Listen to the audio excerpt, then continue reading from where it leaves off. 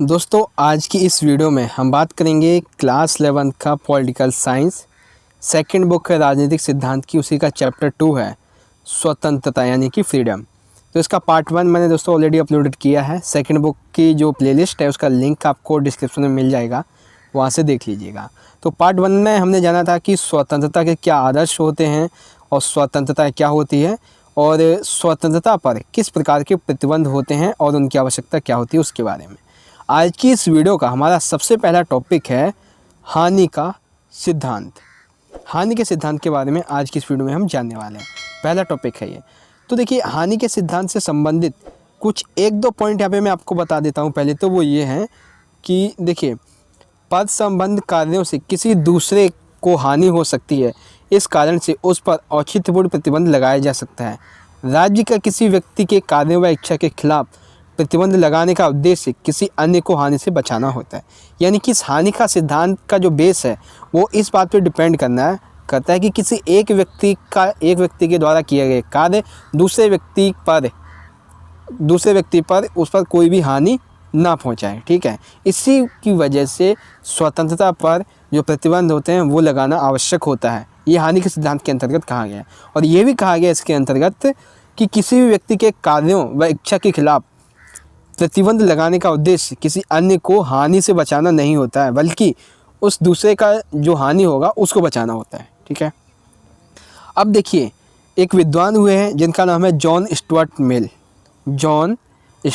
मिल। इन्होंने हानि के सिद्धांत के प्रति अपनी अवधारणा दी है। वो क्या है? जॉन स्टुअर्ट, यहाँ पे हम इन जॉन स्टुअर्ट मिल को जॉन कह लेते हैं। तो जॉन ने अपने निबंध जिसका नाम है ऑन लिबर्टी, इसमें बहुत प्रभावपूर्ण तरीके से इस मुद्दे को उठाया, हानि के सिद्धांत को। इन्होंने कहा है राजनीतिक सिद्धांत के विमर्श में इसे हानि सिद्धांत कहा जा सकता है। यानी कि राजनीतिक सिद्धांत के विमर्श के रूप में इसे हम हानि के सिद्धांत के रूप में कह सकते हैं। हानि का सिद्धांत यह है कि किसी के कार्य करने की स्वतंत्रता में व्यक्तिगत या सामूहिक रूप से हस्तक्षेप करने का इकलौता लक्ष्य आत्मरक्षा है। यानी कि हानि का सिद्धांत जो है वो यह है जॉन के हिसाब से कि किसी के कार्य करने की स्वतंत्रता में व्यक्तिगत या सामूहिक रूप से हस्तक्षेप करने का इकलौता लक्ष्य आत्मरक्षा है। सभ्य समाज के किसी सदस्य की इच्छा के खिलाफ शक्ति के औचित्यपूर्ण प्रयोग का एकमात्र उद्देश्य किसी अन्य को हानि से बचाना होता है। यानी कि इन दो पॉइंट का मतलब यही है कि किसी भी प्रकार से अगर दूसरे के व्यक्ति की स्वतंत्रता का हनन होता है तो उस व्यक्ति पर प्रतिबंध लगाया जा सकता है जो जिस स्वतंत्रता की वजह से दूसरे का हनन हो रहा है। ठीक है, फिर यहाँ पे बताया जा रहा है कि स्वसंबद्ध कार्य और पद संबद्ध कार्यों में अंतर बताते हुए कहते हैं कि स्वसंबद्ध कार्य वे होते हैं जिनके प्रभाव केवल इनके कार्यों को करने वाले व्यक्ति पर पड़ता है, जबकि पद संबद्ध वह कार्य होते हैं जो कर्ता के अलावा बाकी के जो लोग होते हैं उन पर भी इसका प्रभाव पड़ता है। ठीक है, तो स्वसंबद्ध कार्य और पद संबद्ध कार्य क्या होते हैं ये आपको पता चला। तो जॉन स्टुअर्ट मिल के अनुसार उन्होंने अपनी बुक में इस हानि के सिद्धांत को एक बहुत बड़े मुद्दे के रूप में उठाया है। ठीक है, फिर है जेम्स मिल। इन्होंने भी जो हानि का सिद्धांत है उसके बारे में अपनी धारणा दी है, व्याख्या की है अपने हिसाब से। तो वो क्या है वो देखिए यहाँ पे कि एक सेकेंड पहले अंडरलाइन कर दें। हाँ, तो यहाँ पे कह लेते हैं जेम्स मिल, तो मिल कह लेते हैं। मिल ने हानि के सिद्धांत यानी हानि के सिद्धांत को व्यक्ति के कार्यों में हस्तक्षेप के लिए अकेला प्रभावी कारक के रूप में स्वीकार किया था। उन्होंने मानव को दो भागों में विभाजित किया है, स्वयं निर्धारित कार्य व अन्य निर्धारित कार्य। यानी कि देखिए, जो जेम्स मिल हैं इनके अकॉर्डिंग जो हानि का सिद्धांत है वो व्यक्ति के कार्यों में हस्तक्षेप के लिए एक अकेला प्रभावी कारक के रूप में स्वीकार किया। यानी कि जो व्यक्ति कार्य कर रहे हैं उनके कार्य में हस्तक्षेप करने के लिए हानि का सिद्धांत बनाया गया है। तो ठीक है, और उन्होंने ऐसे मानवों को दो भागों में विभाजित किया, एक स्वयं निर्धारित और एक अन्य निर्धारित। स्वयं निर्धारित कार्य और अन्य निर्धारित कार्य, ये कहते हैं इनका मानना है कि राज्य एक दूसरे एजेंसी द्वारा व्यक्ति के कार्यों में हस्तक्षेप करने का अधिकार नहीं रख सकता। यानी कि राज्य व्यक्ति के कार्यों में किसी भी प्रकार से हस्तक्षेप नहीं कर सकता है। ठीक है, ये कार्य दूसरे को हानि या प्रभाव नहीं डालते हैं, परंतु व्यक्ति के कार्य का निर्णय दूसरे को प्रभावित करते हैं। यानी कि ये जो कार्य होते हैं ये एक दूसरे को हानि या प्रभाव नहीं डालते हैं। यानी कि मान लीजिए कोई एक व्यक्ति ये कार्य कर रहा है, ठीक है, ये व्यक्ति जो है वो कार्य कर रहा है, तो इस व्यक्ति के जो कार्य हैं और इस व्यक्ति के जो कार्य वो एक दूसरे पर प्रभाव नहीं डाल रहे, ठीक है, तो वो कार्य करते रहेंगे। परंतु व्यक्ति के कार्य का निर्णय दूसरे को प्रभावित करता है। यानी कि इन दोनों व्यक्तियों का जो ये काम कर रहे हैं उसका जब निर्णय निकल के आता है, अगर वो निर्णय गलत हुआ तो ये एक दूसरे के प्रति जो स्वतंत्रता है उसको प्रभावित करेंगे। तो यहाँ पे हानि का सिद्धांत इस तरह से इन्होंने वर्णित किया है, किसने, जेम्स मिल के द्वारा, ठीक है। तो हानि के सिद्धांत जॉन स्टुअर्ट मिल और जेम्स मिल के द्वारा किस तरह से बताया गया है वो आपको पता चला। अब हम बात करते हैं स्वतंत्रता के आयामों के बारे में। तो स्वतंत्रता के दो आयाम हैं, एक है स्वतंत्रता का नकारात्मक पक्ष और एक है सकारात्मक।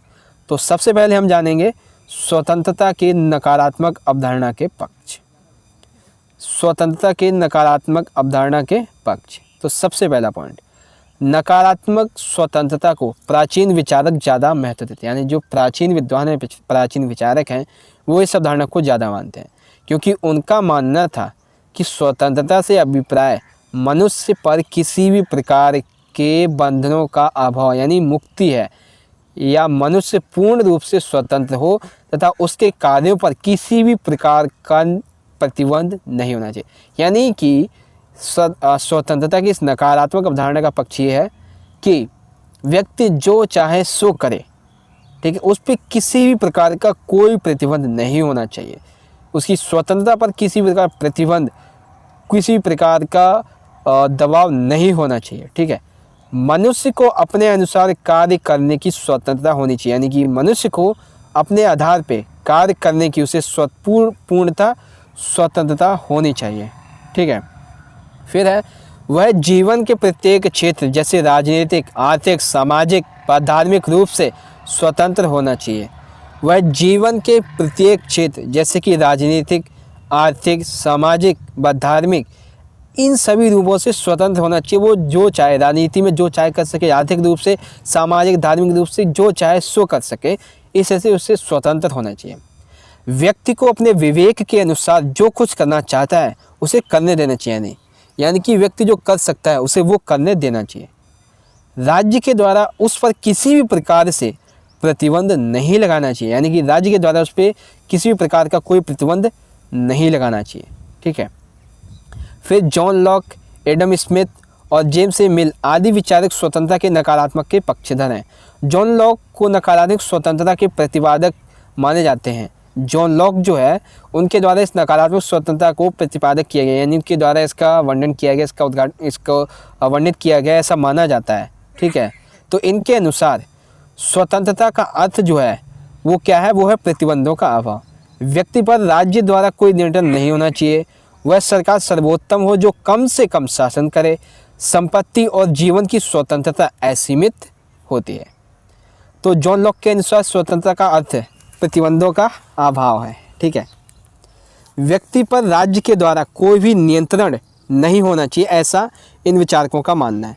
वह सरकार जो सर्वोत्तम है और कम शासन करे, बल्कि लोग जो चाहे वो करने दे, ऐसा इन नकारात्मक जो पक्षधर हैं, जो विद्वान हैं, उनका मानना है, ठीक है। तो दोस्तों देखिए, अब हम बात करते हैं स्वतंत्रता की सकारात्मक अवधारणा, ठीक है, यानी कि सेकंड जो पक्ष है उसके बारे में। तो दो राजनीतिज्ञ हैं, एक है जॉन लॉस्की, ठीक है, एक है मैकाइवर। तो इन दोनों के अकॉर्डिंग स्वतंत्रता की सकारात्मक अवधारणा के पक्ष में कुछ तर्क दिए गए, वो क्या है। जॉन कहते हैं और मैकाइवर कहते हैं कि स्वतंत्रता के सकारात्मक सिद्धांत के ये दोनों प्रमुख समर्थक हैं और इनका मानना है स्वतंत्रता केवल बंधनों का अभाव है। मनुष्य समाज में रहता है और समाज का हित ही उसका हित है। समाज के हित के लिए सामाजिक नियमों तथा आचरणों द्वारा नियंत्रित रहकर व्यक्तित्व के पूर्ण विकास के लिए अवसर की प्राप्ति ही स्वतंत्रता है। यानी कि इन दोनों राजनीतिज्ञों का ये कहना है कि जो स्वतंत्रता है वो केवल बंधनों का अभाव है। यानी कि स्वतंत्रता पर बंधन होना जरूरी है, ठीक है, क्योंकि मनुष्य जो है वो समाज में रहता है और जो समाज में रहता है, सिंपल सी बात है, वो समाज का हित भी समझेगा। तो समाज का हित यानी उसका हित। तो इसीलिए समाज हित के लिए सामाजिक नियमों और आचरणों के द्वारा नियंत्रित रहकर व्यक्तित्व के विकास को अवसर प्राप्त करके उसकी स्वतंत्रता का विकास करना ही सकारात्मक स्वतंत्रता का पक्ष है। ठीक है। और सकारात्मक स्वतंत्रता की कुछ विशेषताएं भी हैं, और वो विशेषताएं क्या हैं देखिए। तो पहले अंडरलाइन कर देते हैं, ये विशेषताएं हैं। पहला पॉइंट, स्वतंत्रता का अर्थ प्रतिबंधों का अभाव नहीं है। सामाजिक हित के लिए व्यक्ति की स्वतंत्रता पर प्रतिबंध लगाए जा सकते हैं। यानी कि जहाँ पर एक व्यक्ति की स्वतंत्रता पर प्रतिबंध लगाने की वजह से बाकी पूरे एक समाज का अगर लाभ हो सकता है, तो उसकी स्वतंत्रता पर प्रतिबंध लगाया जा सकता है। स्वतंत्रता और राज्य के कानून परस्पर विरोधी नहीं हैं। कानून स्वतंत्रता को नष्ट नहीं करते, बल्कि स्वतंत्रता की रक्षा करते हैं। यानी कि जो कानून है वो स्वतंत्रता को नष्ट नहीं करते हैं, बल्कि स्वतंत्रता की रक्षा करते हैं। स्वतंत्रता का अर्थ उन सामाजिक परिस्थितियों का दिव्यमान होता है जो व्यक्ति के व्यक्तित्व के विकास में सहायक हो। स्वतंत्रता का अर्थ उन सामाजिक परिस्थितियों का विद्यमान होता है जो व्यक्ति के व्यक्तित्व का विकास करने में सहायक होता है। यानी कि जो स्वतंत्रता है वो व्यक्ति के किस तरह से वो विकास करता है, उसका एक चलता फिरता जीता जागता एक उदाहरण होता है। ठीक है। तो सकारात्मक स्वतंत्रता की ये सारी विशेषताएं हैं। तो आई होप आपको समझ में आ गई होगी। तो ये जो हमारा टॉपिक था, स्वतंत्रता के आयाम, स्वतंत्रता की नकारात्मक अवधारणा, फिर थी इसकी सकारात्मक धारणा, वो आपको मैंने बताई। तो आई होप आपको ये समझ में आ गई होगी। अब हम बात करते हैं हमारी जो अभिव्यक्ति की स्वतंत्रता है उसके बारे में। तो अभिव्यक्ति स्वतंत्रता के बारे में देखिए, इसे हम कह सकते हैं गैर हस्तक्षेप के न्यूनतम क्षेत्र से संबंधित। यानी कि बहुत कम हस्तक्षेप करना चाहिए, अभिव्यक्ति स्वतंत्रता इसे कह सकते हैं। ठीक है। तो अभिव्यक्ति स्वतंत्रता क्या होती है ये तो आपको पता ही होगा। तो चलिए फिर मैं आपको बता देता हूँ। देखिए, अभिव्यक्ति की स्वतंत्रता से अभिप्राय यह है कि व्यक्ति की मौलिक आवश्यकता है जो प्रजातंत्र को सफल बनाती है। यानी कि अभिव्यक्ति स्वतंत्रता जो है वो व्यक्ति की एक मौलिक आवश्यकता है जो प्रजातंत्र लोकतंत्र को सफल बनाती है, तथा इसका अर्थ है कि एक पुरुष या स्त्री जो स्वयं को अभिव्यक्त करने का पूर्ण, यानी कि उसे अपने भाषा, विचार, किसी भी प्रकार के भाषण वगैरह देने की अभिव्यक्ति स्वतंत्रता होनी चाहिए। जैसे लिखने के कार्य करने के लिए, चित्रकारी, बोलने या कलात्मक कार्य करने के लिए उससे स्वतंत्रता होनी चाहिए। फिर ठीक है। उसके बाद जेम्स मिल कहते हैं, जेम्स मिल के द्वारा स्वतंत्रता की एक अवधारणा दी गई है। वो क्या है देखिए, ये है जेम्स मिल के द्वारा अभिव्यक्ति की स्वतंत्रता क्यों होनी चाहिए। इसको 4 कारण पुस्तक लिबर्टी में दिए गए। पहला कारण, कोई विचार पूरी तरह झूठा नहीं होता। ठीक है, कोई विचार पूरी तरह झूठा नहीं होता, इसलिए हमें क्या लगता है कि झूठी सच्चाई का तत्व है। सच्चाई स्वयं ही बाहर नहीं आती, यह केवल विरोध विचारों के संघर्ष के माध्यम से बाहर आती है। विचारों का यह संघर्ष अतीत में न केवल मूल्यवान है बल्कि हर समय निरंतर मूल्य है। जेम्स मिल के द्वारा उनकी जो बुक है ऑन लिबर्टी, उसमें ये 4 बातें कही गई हैं। ठीक है। तो ये 4 बातें जो मैंने आपको बताई कि कोई विचार पूरी तरह से झूठा नहीं होता, और कोई भी झूठ एक तत्व नहीं होता सच्चाई का, और सच्चाई स्वयं ही बाहर नहीं आती है, यह केवल विरोध विचारों के संघर्ष के माध्यम से बाहर निकाली जाती है। ठीक है। विचारों का यह संघर्ष अतीत में न केवल मूल्यवान होगा बल्कि यह निरंतर ही मूल्यवान रहेगा। हमें सुनिश्चित नहीं कर पाते हैं कि हम जो सच मानते हैं वह वास्तव में सच है। यानी कि हम यह सुनिश्चित ही नहीं कर पाते कि हम जो सच मानते हैं वह वास्तव में सच है। एक समाज जो आज उन सभी विचारों को पूरी तरह दबा देता है जो आज स्वीकार्य नहीं है, बहुत मूल्यवान ज्ञान के रूप में क्या हो सकता है कि लाभ खोने का खतरा हो सकता है। यानी कि एक तो हम ये सुनिश्चित नहीं कर पाते हैं कि सच क्या है, जबकि वो एक्चुअल में सच होता है।